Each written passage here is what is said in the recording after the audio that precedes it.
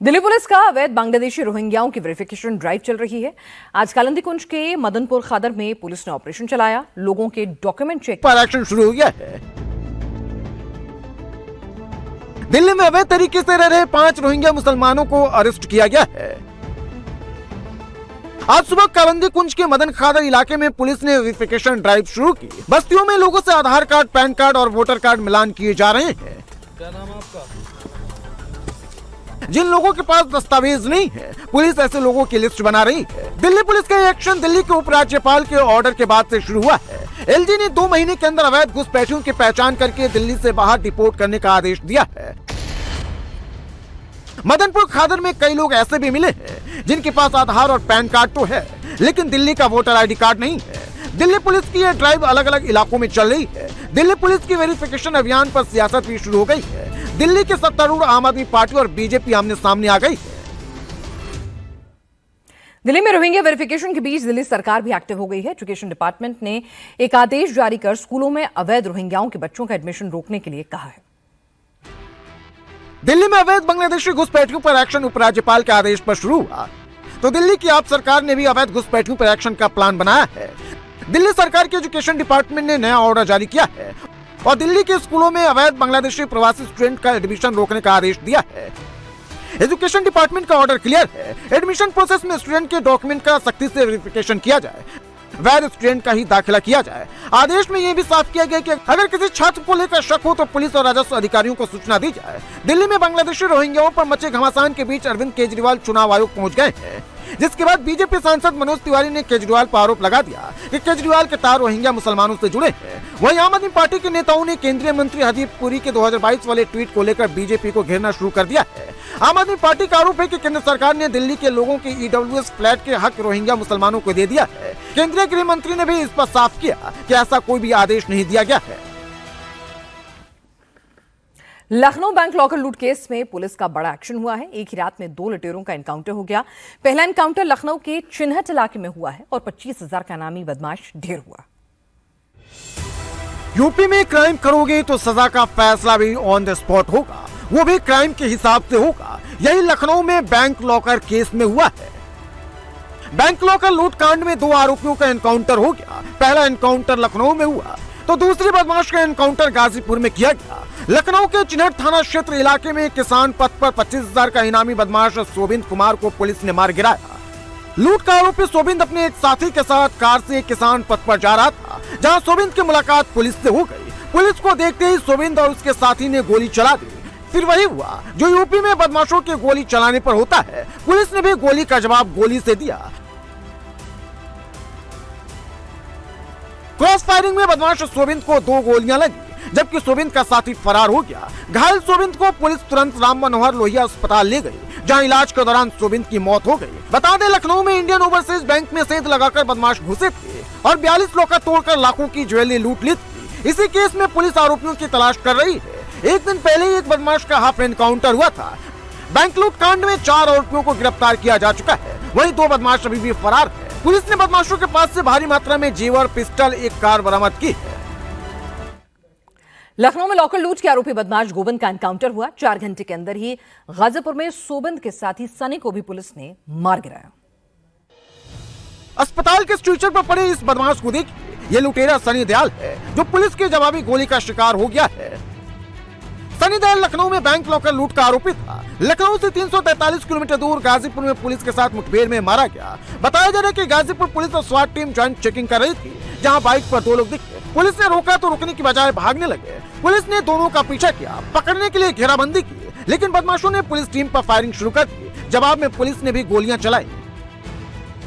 बदमाश सनी दयाल को पुलिस की 2 गोलियां लगी और वो घायल हो गया, तो सनी का साथी बदमाश भाग खड़ा हुआ।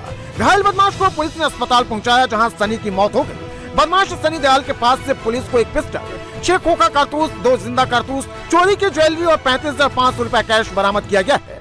लखनऊ बैंक लूट कांड में अब तक 2 बदमाशों का फुल और 1 बदमाश का हाफ एनकाउंटर हो चुका है। योगी राज में यह तय है कि अगर क्राइम करोगे तो पुलिस से बचना मुश्किल ही नहीं, नामुमकिन है। मुरादाबाद में खुर्शीद और आलम अपने गैंग के साथ हर रात गौकशी को निकलते थे और गौकशी को अंजाम भी दिया करते थे।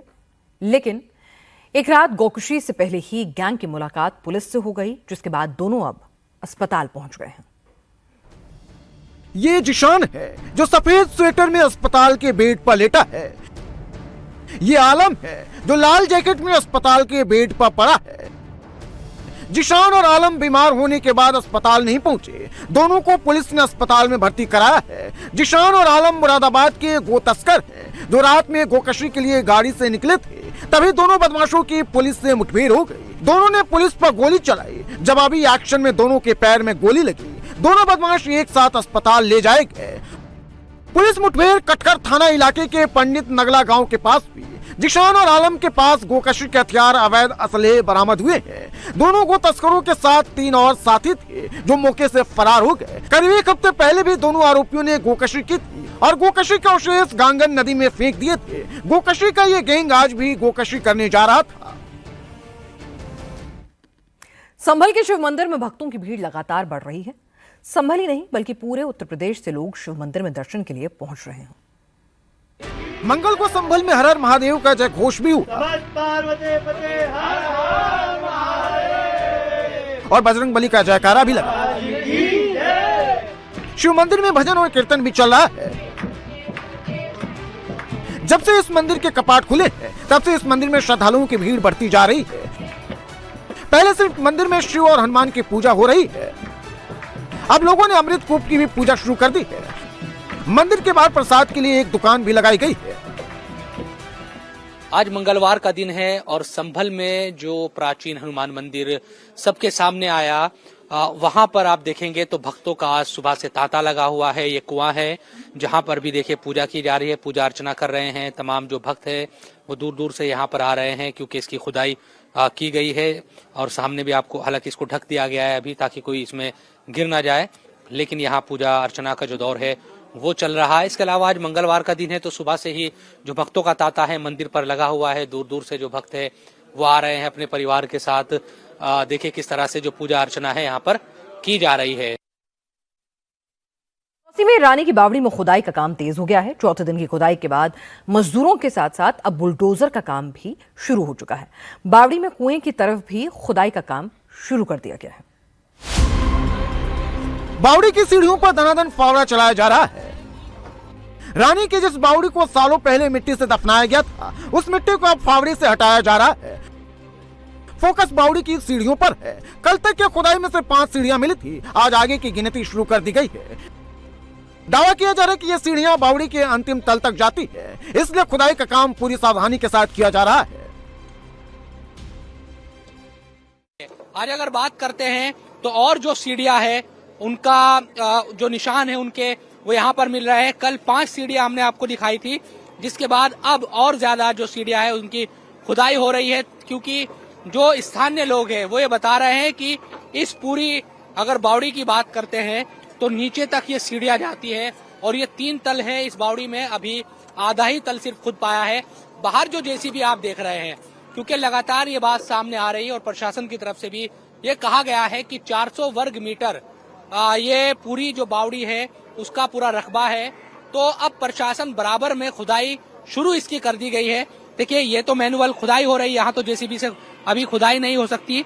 इसलिए नहीं हो सकती क्योंकि इससे स्ट्रक्चर जो इसका है उसको नुकसान पहुंच सकता है, डैमेज ना हो, इसलिए ये फावड़ों से यहाँ पर खुदाई हो रही है। लेकिन बराबर में जेसीबी जरूर चल रही है, वो इसलिए ताकि जो नीचे यहाँ पर मिट्टी है, क्योंकि मिट्टी बाहर भी फेंकी जा रही है, इससे ट्रॉली भरी जा रही है, इसके साथ साथ यहाँ ये कोशिश की जा रही है कि बराबर से भी थोड़ा इसको खुदाई किया जाए, जिससे ये कितनी चौड़ी है, उसका क्षेत्रफल क्या है, इन तमाम चीजों का पता लगाया जा सके।